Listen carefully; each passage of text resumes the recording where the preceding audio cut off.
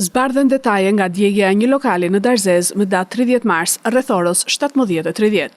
Policia njofton se janë ndaluar 5 persona dhe është shpallur në kërkim një tjetër, motivi ende nuk dihet.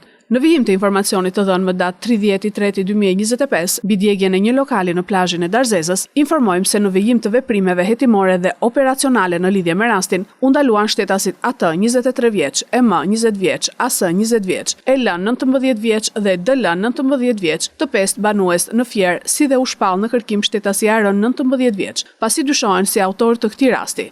Vijon puna për kapjen e shtetasit AR, si dhe në drejtimin e prokurorisë, po kryen hetime për të individualizuar përgjegjësinë penale të secilit prej këtyre shtetasve, si dhe për të dokumentuar shkakun e zjarrit. Dëmi shkaktuar është rreth 30 milion lekë të vjetra, janë djegur edhe 100 shezllone dhe 60 çadra. Dyshohet se zjarri ka qenë aksidental, pasi lokali ka patur vizitorë që kanë konsumuar pije dhe cigare. Energjia elektrike ishte ndërprer, se lokali punon vetëm gjatë sezonit të verës.